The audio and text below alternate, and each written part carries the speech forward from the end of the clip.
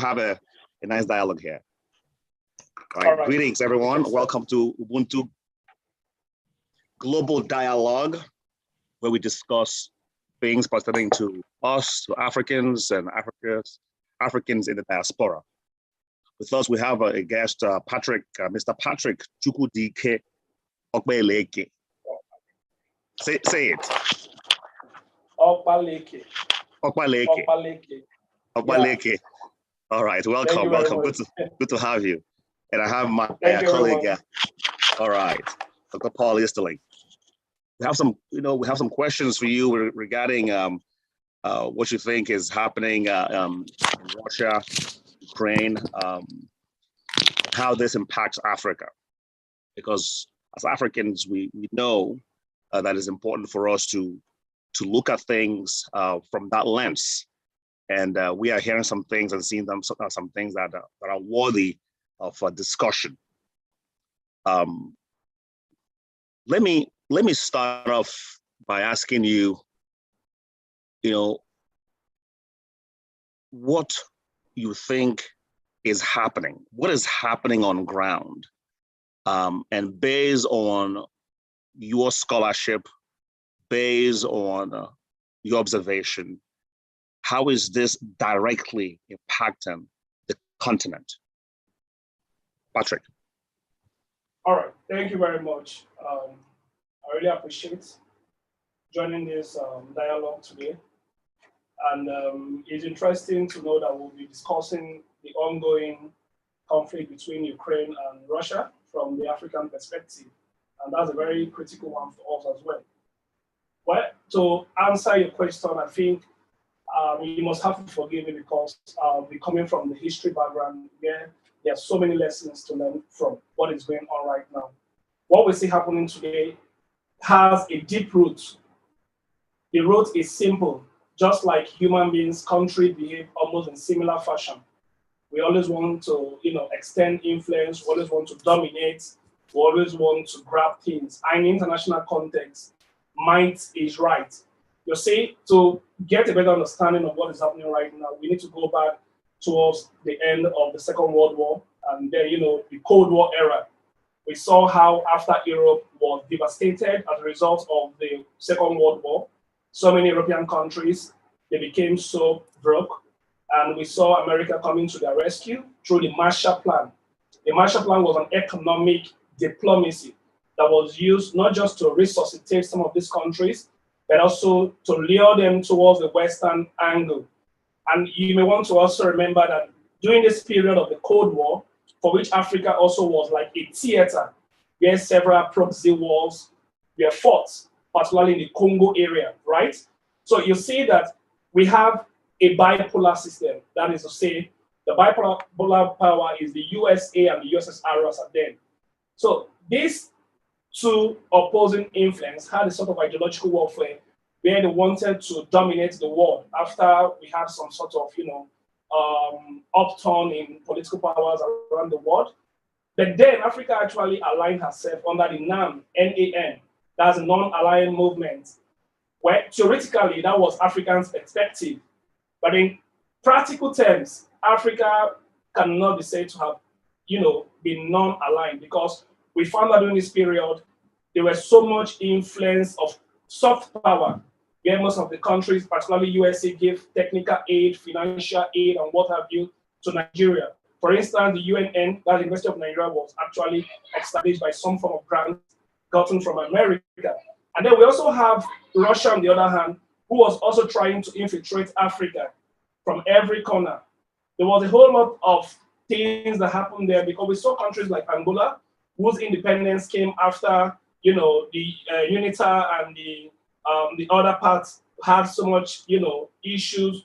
And we saw US, USSR taking side, and it happened in almost every other countries, which actually gained independence after 1960. We also had it in Ghana, where Kwame Nkrumah was removed. We had it also in Tanzania. We had it even during the apartheid regime in South Africa. We also had it in East Africa. We had it also. In fact, in very recent time, we've also had this influence ongoing. Africa has always been a kind of centripetal region for the Western nation because it is a strategic continent. Strategic in the sense that it has manpower, it also has so much, natural resources, endowment, particularly the Congo region where uranium, iron ore, and all what have you can be found. So the war that is ongoing right now in part of Africa, basically in terms of trade, in terms of United Nations votes. For God's sake, we know very well that why we want to remain non-aligned, we still find African countries toeing or tilting towards the West, right? The former Prime Minister of Nigeria, Tafawa Balewa, said something very critical in the 1960s. He said that we are going to remain unaligned in the course of the Cold War. However, we found him saying that wherever the West should vote, that is where Africa must be, particularly Nigeria in that context. And I was not surprised when I started reading and also heard some African countries like Kenya, like Nigeria, started to condemn the action of Vladimir Putin, President Vladimir Putin, whose activity or whose action is simply what happened in 1960s, specifically 1962, during the Cuban Missile Crisis, right? When Jeff Kennedy and Nikita Khrushchev actually had some form of misunderstanding. During that period, Cuba was so scared that America would overwhelm her. And in order to get some form of protection, Cuba had to extend a hand of friendship to USSR under Nikita Khrushchev. And why the United States U-2 spy plane spotted some form of movement of arms into Cuba, which is just by the border side of America, JF Kennedy gave an ultimatum that USSR should remove it, otherwise in 48 hours, there will be drastic actions. Although there is some form of rashomon, where we observed that USSR had to align to the dictates of the US then, because they felt that if they do not, it will rather escalate. And that is what is ongoing right now. The US through NATO is trying to extend its influence towards the East, Western countries like Poland, Ukraine, and what have you. Right now, Ukraine particularly is one area that is rich in iron ore and uranium. And Vladimir Putin will not allow that to be. Then how it's about better than Africa is that we've seen issues of racial biases, racial discrimination coming up recently. Let me tells you that the black man is always can I jump in? Risk wherever he found himself. Mr. Patrick, can you hear me? Yeah, I can hear you. Before we start talking about the impact, if you don't mind, let me draw you a little bit back to the history. And thanks for giving us some very good context so we can understand where this is all coming from. I thought Russia fought alongside the Allied forces in World War II to defeat Germany, to defeat Nazi Germany. Wasn't that the case? That was the case actually at some point. My question now is how come they fought together, US and Russia fought together to defeat Nazi Germany, and then right after that there was a Cold War. What triggered these two to now fall out of friendship, so to speak? And after that, I'll have Dr. Paul Easterling carry on. All right, a quick one. Yeah, you see, I stated earlier that just like human beings, countries behave in similar ways. And human, you permit me to use the word, is selfish, and that is how countries are. At some point, we can be allied, just like under Otto von Bismarck during the Germanic Empire before they created Germany, actually.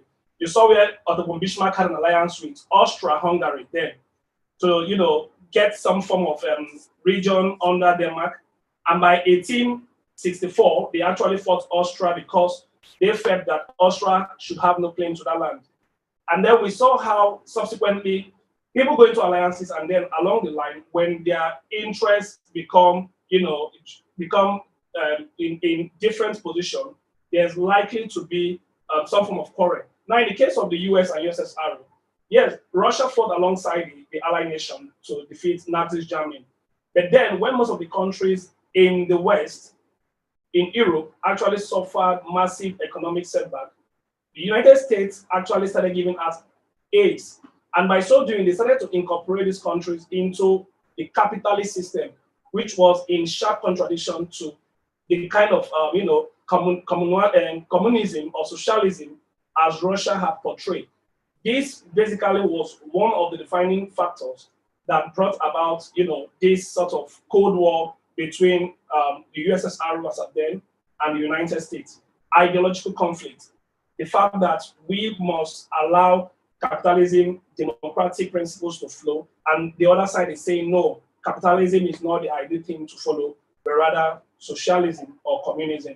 And that was the case. And by 1945, we started having this sort of imbroglio, conflict between both sides, up until 1989, when the Soviet Union collapsed, and subsequently by 1991, the Berlin Wall was pulled down.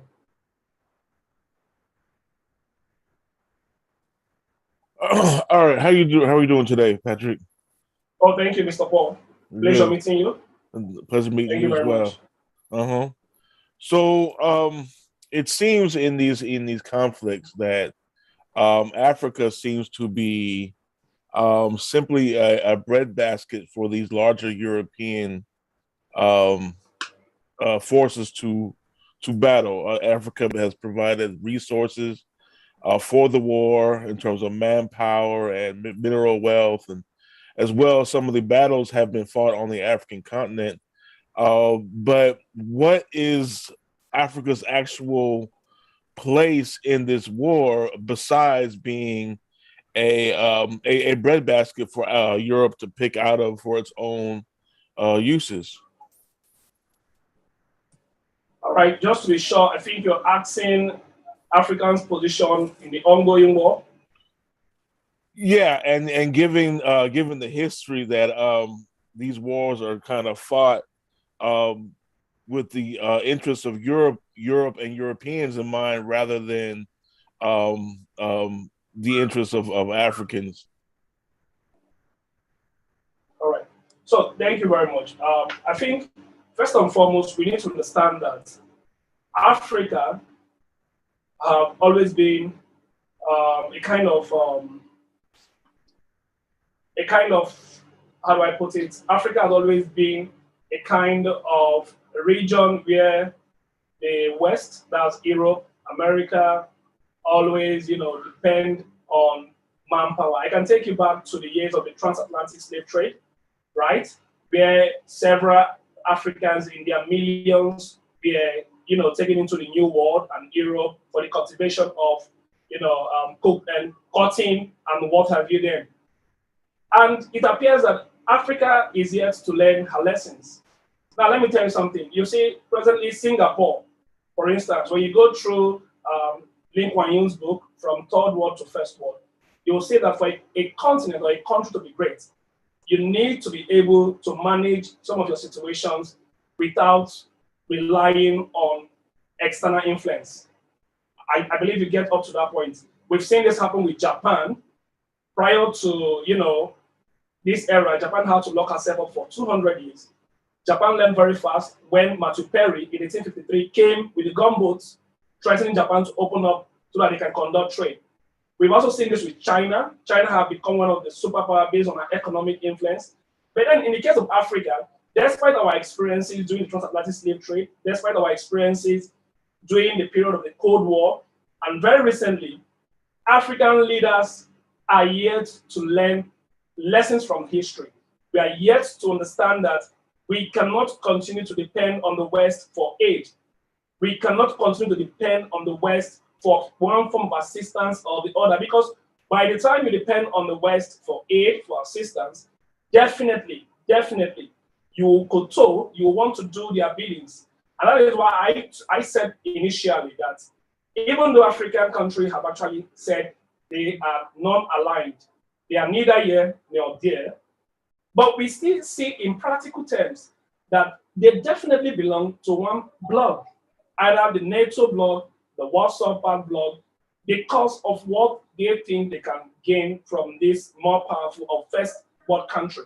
So it's a pity that the African leaders, like late Kwame Nkrumah have always said, that Africa cannot rise, Africa cannot succeed, Africa cannot make any great leaps, except we begin to think about the unification of Africa, not just as a continent, but coming together as a country, because that's the only time we can pull resources together.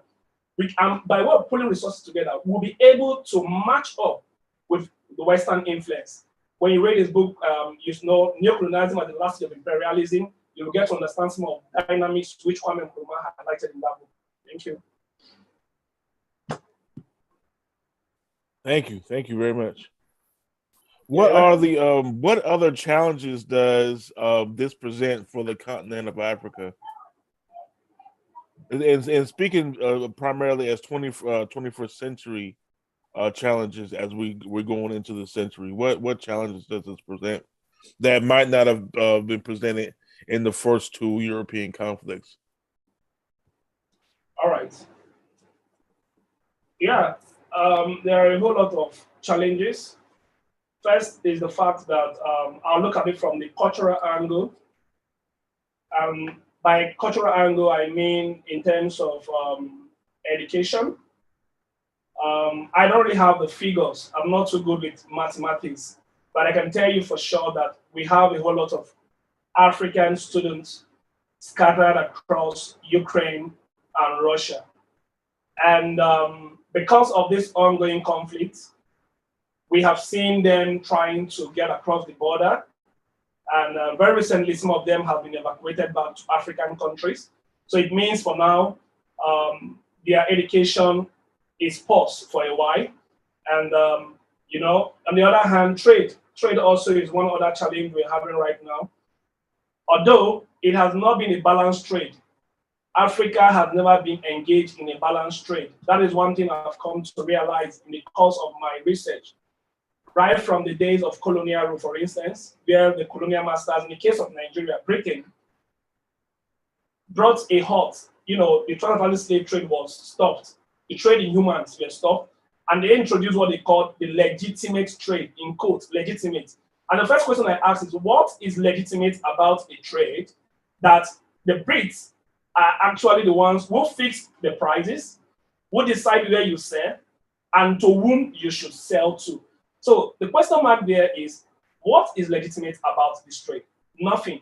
And in very recent time, we have seen that despite the introduction of AGOA, for instance, that African Growth and Development Agency, and every other form of trade relation the West have tried to create with Africa, they have done so to their own benefits.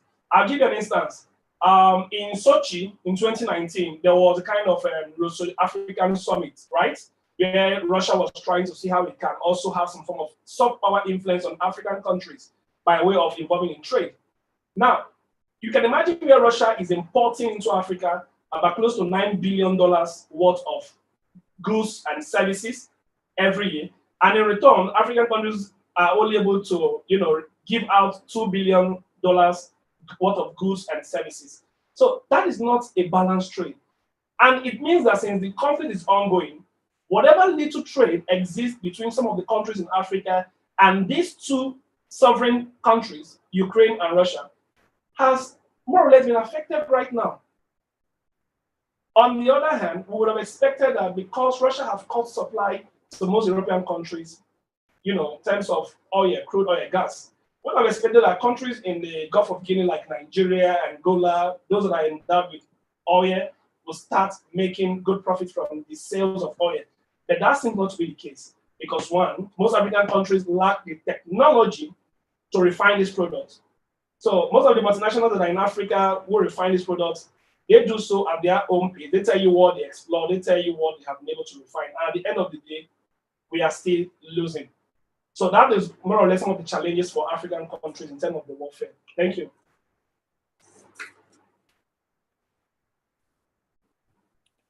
Are there ways for African countries to use this conflict to their advantage? And what I'm asking is because Africa is because Europe is very dependent on African resources, could this European need for African resources be leveraged to Africa's advantage rather than, again, being kind of used as the breadbasket for the world? Yeah, thank you very much, Paul, for that question. It's a very nice one. It's a very interesting question. Like I said, Africa must learn to, understand the dynamics of international politics.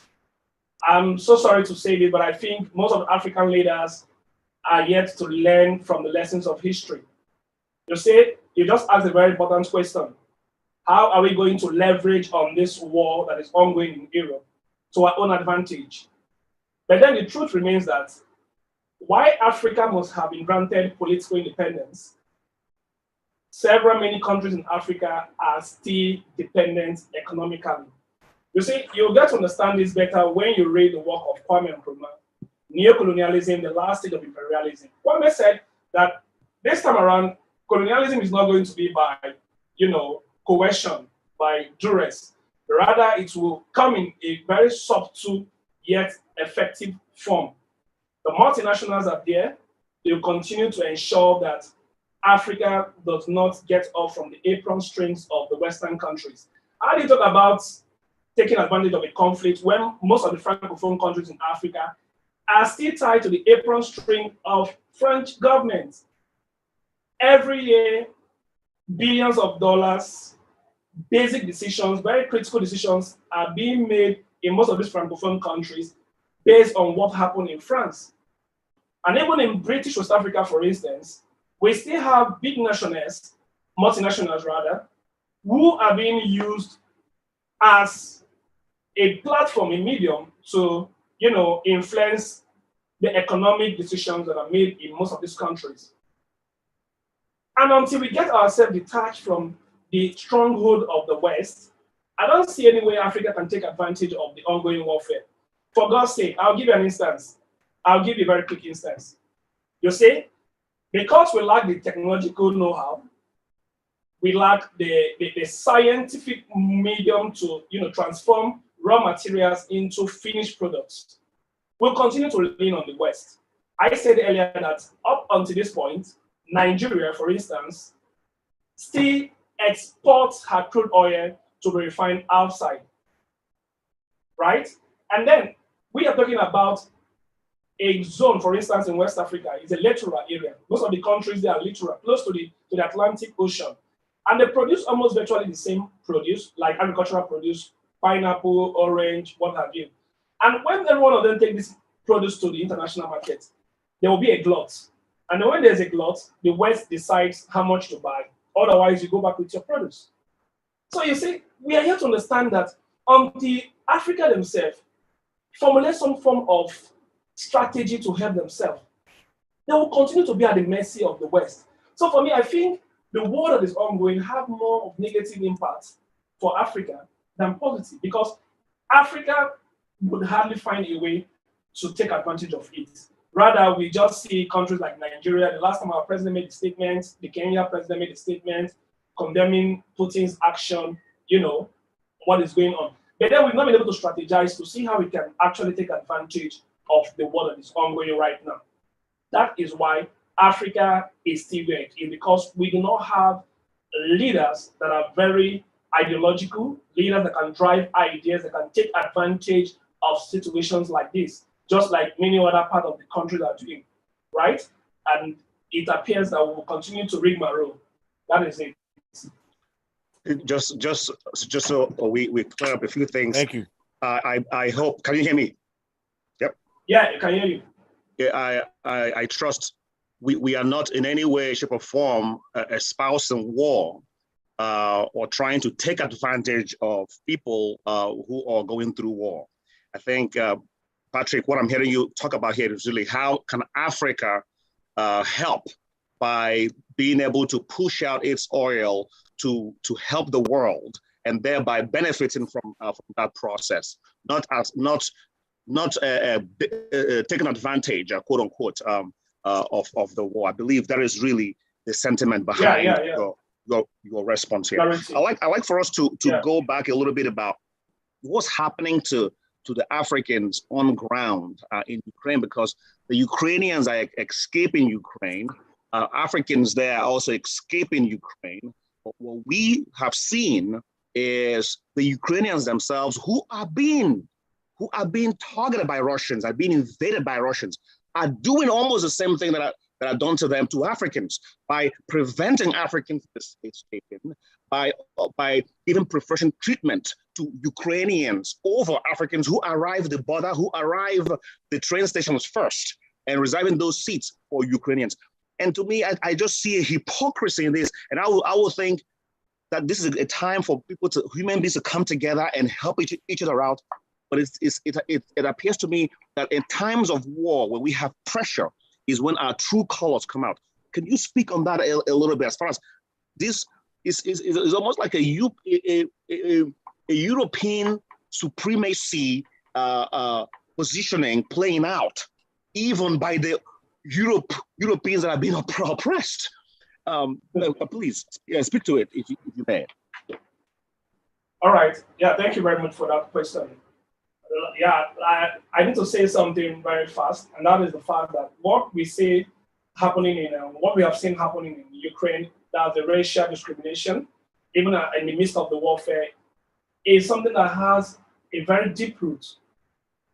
It's an ideological issue, and for you to understand it, you need to start looking at what so many European writers like G.W.F. Hegel and Trevor Roper, Stanley, the archaeologists who came into Africa and described it as a dark continent. There are a whole lot of negative writings against Africa and against the black man. My professor, blessed memory, Professor Okonede-Etukuya, who taught us diaspora studies, the transatlantic slave trade and what have we, the Jim Crow laws and all those things. You see, sometimes when I see things like this, I just feel that it is absurd. It is, it is bad that we're still having people who see Africans in that light, even in the 21st century. I was shocked when I watched it myself and I saw that Africans were being sidelined, were being dehumanized, were being, treated badly, even in the face of war. Even in the face of war. And this is the same people who many people around the world, have empathy for, have been sympathizing with. Oh, and then when the war is ongoing, you rather want the black man to die than the white. But then I just don't like looking at the situation. I like taking lessons from them. Now, if you ask me, what should the African leader do in the face of similar things? For God's sake, most of us, we leave our country because we feel, for instance, ASU is on strike. I shouldn't have brought this up, but I think it's critical I do this. The reason why you find many Africans and many Nigerians leaving, going out is because the continent is suffering from multifarious issues of ethnicity. Don't be surprised that even the Africans out there, they must have suffered some form of ethnic issues in Africa yet. So it's complex, but I wouldn't have expected that situation to come up. But I wouldn't have expected it. But that is the reality. The reality is the black man is always at risk. The black man is always confronted.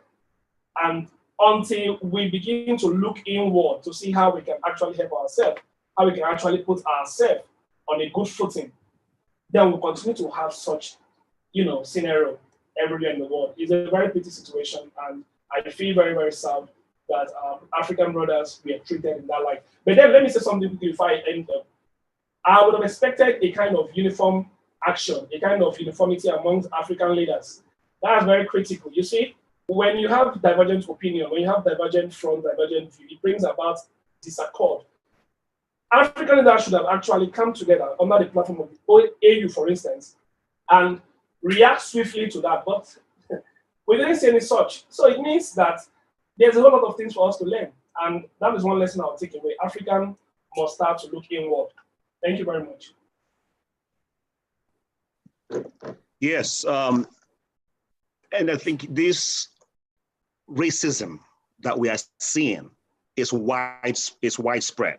In Europe, in the US, and throughout the world. It's widespread. And I'll go as far as saying that it appears to me that many people of European descent harbor this sentiment. And this sentiment is only revealed in times of stress, when important decisions have to be made, whether it's decisions that pertains to hiring, for example, or decisions that have to do with who gets what resource, who gets certain treatments. Then we see these orientation manifest itself. Let me read some things that I came across as far as how the media is covering this. Western media is covering this. They are shocked to their bones that this is happening in Europe. And while they are covering this, they do not mince word that they actually expect these to be happening in Africa or in the Middle East. These are trained journalists in the 21st century expressing their views on TV. So let's see here. They would rather have this in Africa. So one of them said, this is not a developing third world nation. And by the way, I tell my students, I don't want to see you write to me describing any country developing or third world, because it says something about the people that you've boxed into that language. It means if a country is developing, it means the people are also developing, or the people are third rate. So we need to also start decolonizing our language. And I have reasons to actually believe that Africa, in many ways, is actually more advanced, more civilized than the so-called West, because we don't do wars. We are not warmongers. Yes, we may not have skyscrapers in Africa, but I think the world can learn something from Africa when it comes to the importance of Ubuntu, having a common sharing a common humanity, and building together as a people, respecting human dignity. That is something I believe Africa can teach the world, and the world can teach Africa. I go back here. He says, this is not a developing third world nation. This is Europe. That is what somebody said, a journalist. Another said, these, looking at Ukrainians who are running away from this war, he says, these are prosperous middle-class people. These are not people trying to get away from areas in North Africa. They look like any European family that you would live next door to. This is what a journalist said. They look like any European family that you would live next door to. And back in the US, we wonder why there's racial profiling and racism even in housing, where European Americans find ways to separate themselves from African Americans because they don't want to live next to them. And this European journalist is expressing this. These are Europeans. These are not people in North Africa. Another person said, another person said, this isn't a place, with all due respect, like Iraq or Afghanistan. This is a relatively civilized, relatively European, I have to choose my words carefully too, he says, where you wouldn't expect that to happen. Please, brother, speak on that a little bit. This racism that is full, and we are consuming this. Our children, our students are consuming this, and it's commonplace, it's normal, it's been normalized that we are dehumanized, we are subhumans. I mean, this is very bad. Please, go ahead, please, if you may. Yeah, okay. Coming from a historical background, I think it will be very difficult to fight against racism. And the reason why I said so is because in as much as most of those tests that addresses or that have actually help Europeans to entrench racism are still existing, like Charles Darwin, whose ideas were actually used to formulate racial profiling. For instance, I'll give you a quote.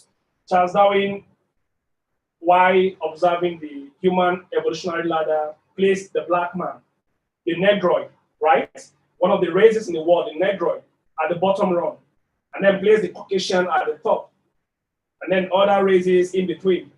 And Charles Darwin said that the Caucasians, they have been empowered, enabled to train the black man. Even beyond training, they should enslave the black man. Even beyond enslaving, they should whip the black man and put the black man into line at all times.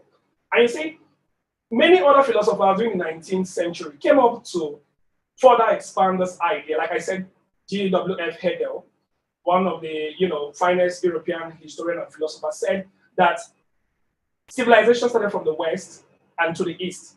That Africa is no part of the historical world. No art, no science, and nothing whatsoever to contribute. The anthropologist Stanley said that Africa is a dark continent.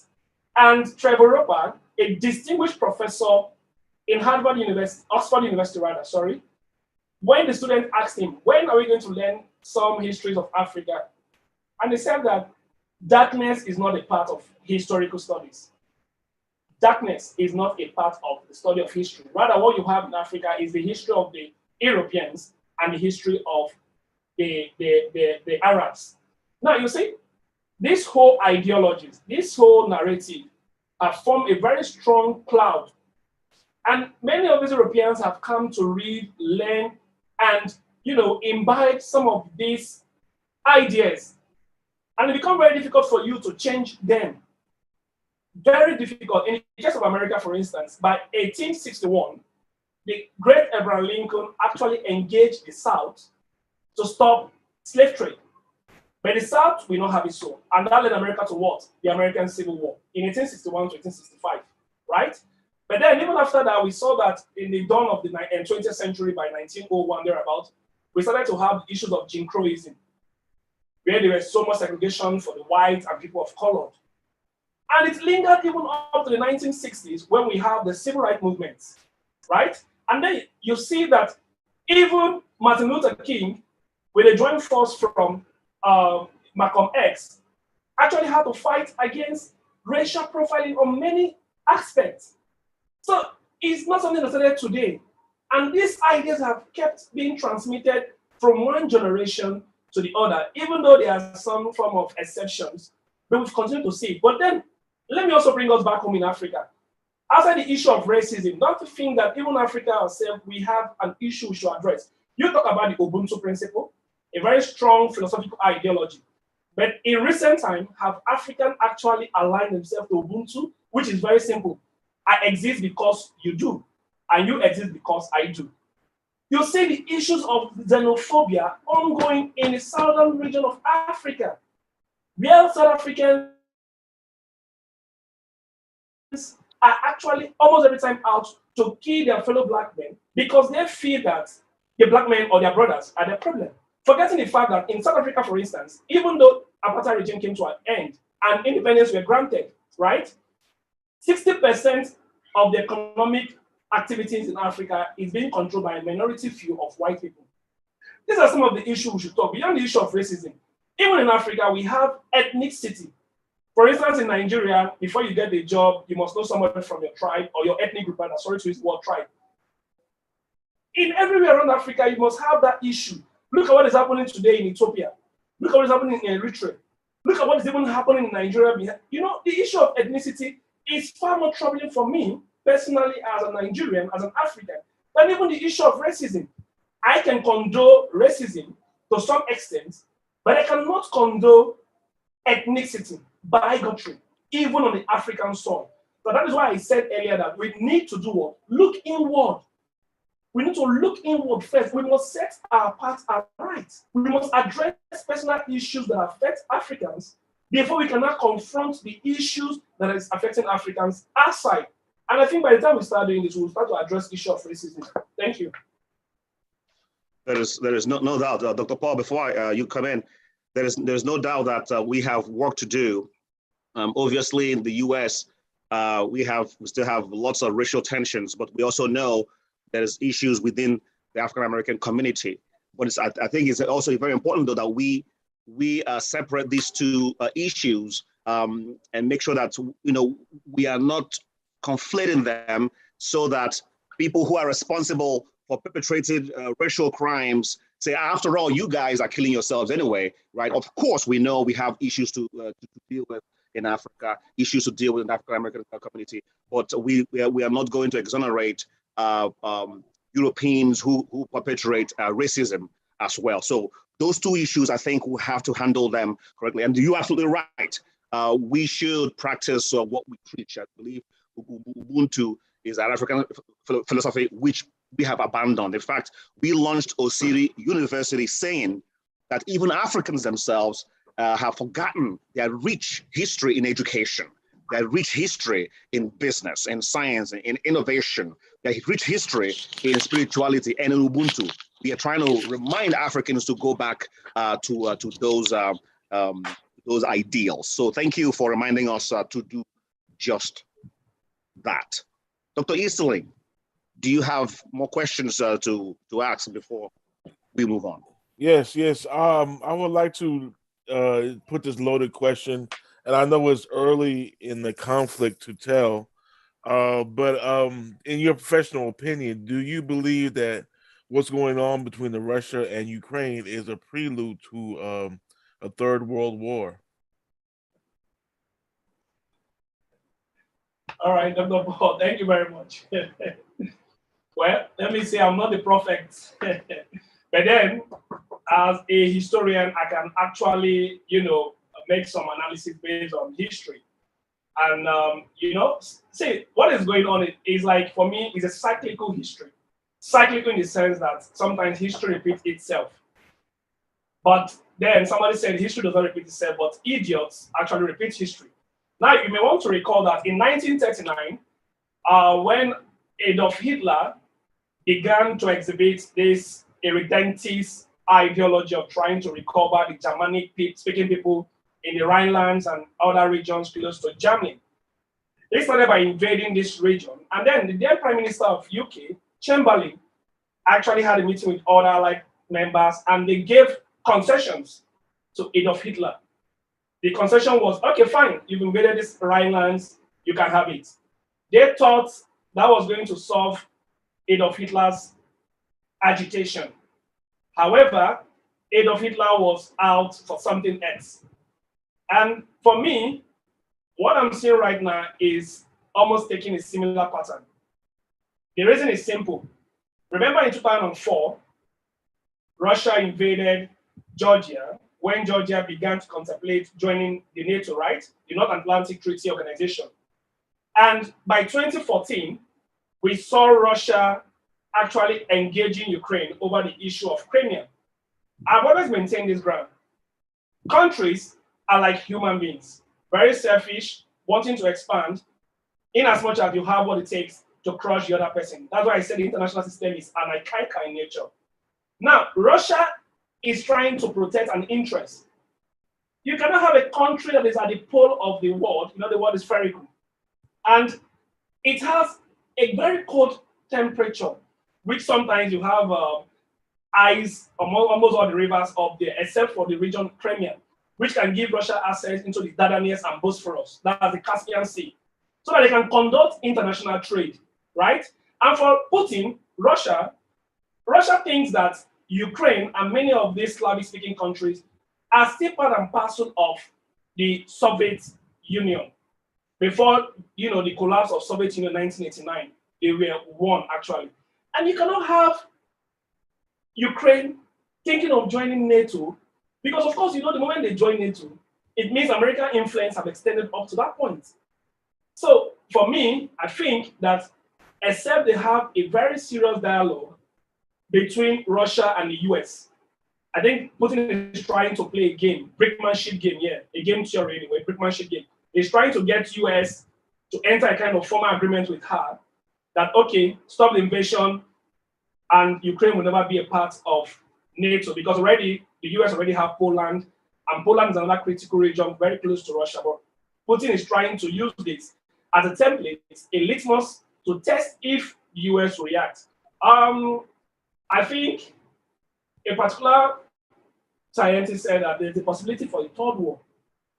But I pray it doesn't get to that. But if it continues this way, we may likely find ourselves a third war. And for God's sake, whether we like it or not, Africa must also be involved, because Africa has always been an appendage to the West. And believe me, if it gets to that level, many of our young men in Africa will be conscripted to help the West fight their own war. I think that's what I think it will be. Thank you very much. Thank you. Yeah, you're welcome.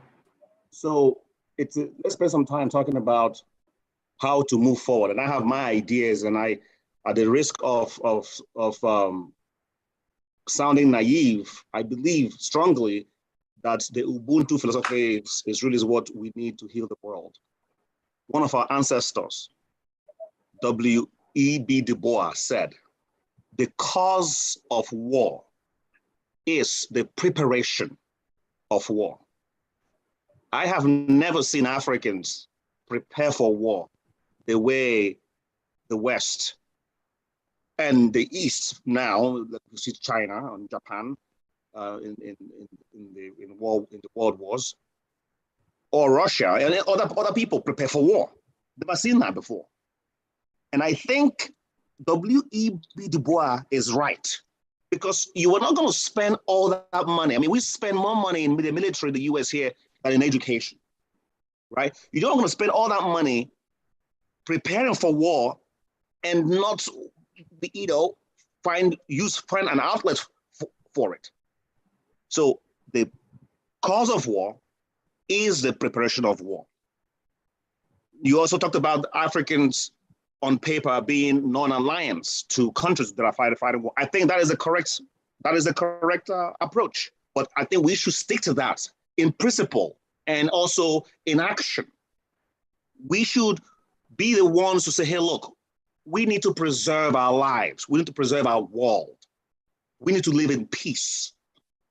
And by so doing, and to achieve that, we need to stop warmongering. There was something called the League of Nations that preceded the United Nations, right? One of the main reasons why it was formed after World War I was to disarm countries, right?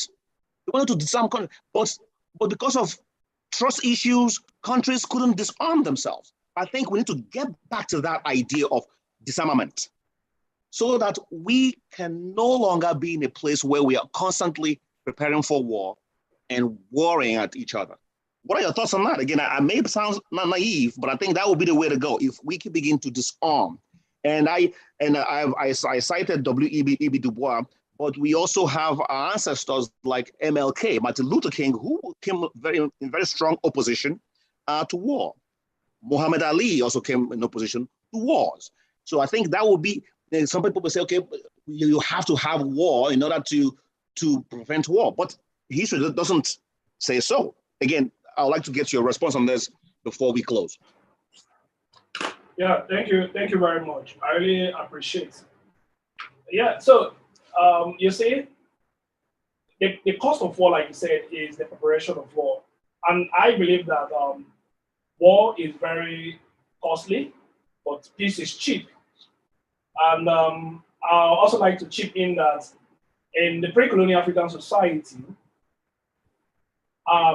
villages, communities, empires, kingdoms, as we may have them in different parts of Africa, actually engage in warfare at some point in time to address their issue, because war is like the continuation of diplomacy with the admixture of other means, right? So even as at that, they don't engage in war for purpose of annihilation. They don't engage because they want to annihilate people, they want to kill, they want to destroy. Now, if you read War and Diplomacy in West Africa, in 19th century West Africa, by Robert, you'll see where he was trying to give some narrative on how these little societies engaged in warfare. They announced when the war would take place. They don't go to warfare during planting season. They only do this after they have planted and harvested, right? Please let me. I'm sorry to cut you to cut in. You brought up a very nuanced point, very, very important point about how Africans fought wars. I agree with you on that. I'll even go as far as saying in some African communities, they abhorred the idea of ambushing people. You don't ambush. And you show up, even though they had arrows, bows and arrows. Some communities didn't fight with bows and arrows because those were reserved for games, for animals. They fought with sticks. You show up with your sticks, with your men. You don't ambush, because if you ambush is a sign of lack of character. And you were right. It becomes a continuation of diplomacy. It wasn't about annihilation, which is what we have now by developing this equipment, these bombs that mass annihilate and kill people. That's become very problematic. Please, my brother, I didn't mean to cut you short. I thought you just really hit a nerve there for me. Go ahead, please. So, like I was saying, you see, but in this present context, war is a different thing. And it started with, you know, a long time ago anyway. But then what I'm trying to say is this: Africa needs to prepare ourselves. We cannot allow what happened to us. My people have an adage that you cannot allow what hits the nose to hit the eye. But it's unfortunate that we don't have the likes of, you know, Kwame Nkrumah, we don't have the likes of the Great Zeke, we don't have the likes of those earliest stage, whose mentality towards leadership was, you know, very different. What we have these days is governments who want to protect their regime. For God's sake, the question I'm asking, or I'm going to say is, Africa has not strategized to position herself in a position where she can take a stand. You know, we said we are non-aligned, but for God's sake, believe me, if there should be a third world war, if I'm not sure about that, I'm sure that Francophone countries will fight alongside France. For God's sake, because you know this concept of policy of assimilation, unlike the policy of, you know, the indirect rule that was used in British Africa, they have acculturized these Francophone people to the extent that whatever they say is absolute. And then remember, the kind of war that we'll be fighting some around is not a war of stick and stone, for God's sake. We're talking about nuclear warfare. But one thing that always makes me feel like we may never have a nuclear warfare, irrespective of what happened, is because of this level of maturity between Russia and America. And that is because they understand that there is a principle of MAD, M-A-D, that's the mutually assured destruction principle, which of course, if you should do the first strike and I do the second strike, both of us will suffer almost the same level of destruction. And Africa in this context should actually look inward to see how we can reduce our reliance on Western countries, how we can continue to go begging cap in hands, because that's the only time we cannot actually have Europe decide and direct us on either joining the war or not. I can't really talk about, you know, armament or disarmament, because we don't really have the kind of arms that will be used in a third world war if they ever be won. Just like Albert Einstein actually said that if there ever be a third world war, that if there happen to be a fourth world war, men will fight with stone and stick. So I think Africa should look inward, try to detach themselves from dependency on the West. And that is the only time you would be able to do what is right for your citizen, do what is right for your country, and not take side with the West in what some of us will call European or Western quarrels. I think that's the way for me. We have to detach ourselves from the overdependency on the West. That's what I think should be the case on how Africa can save her face in the warfare, actually. So to remove ourselves from over-reliance on the economic advantage of the West would be a way out, and not disarmament, because we don't really have the kind of arm that will be used in the warfare. Of course, we know very well that we still rely on the West, even to fight as little as some of the insurgencies we have in Africa. So the only way we can take a stand is we don't need to over-rely on the West for economic benefits, for aid and what have you. We must start to look. Before they came to Africa, for God's sake, our phobias have existed. We've known the technology of how to put on fire, how to take care of health and diseases and what have we. But because of the reliance on the West, you know, the outside world, we tend to have lost most of these indigenous practices that kept our people. And that's why personally, I've always argued in some of my articles that there's a need for re-traditionalization. We need to start re-traditionalizing. What I'm saying is this: you cannot decolonize entirely in the present climatic condition. Of course, we can borrow, just like Japan did.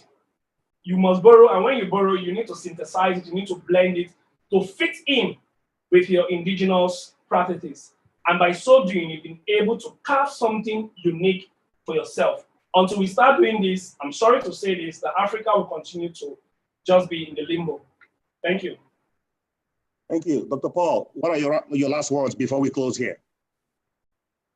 Oh, so many words. But I will end with we need Ubuntu on a global scale, and we need to really focus ourselves on working towards peace rather than conflict. But there's a lot to be said, but I'll leave with that. Mr. Patrick, any last words Yes, for sir. us before we close out? Yeah, definitely there is. There is. A very old adage which says that when a man does not know when a rain starts hitting him, the man will not know when it ends. So I think Africa has so much greatness. Africa has so much potentials. Africa has so much ability to rule the world, but we can only start doing this when we begin to look inward. You can't talk about Ubuntu if you're not looking inward.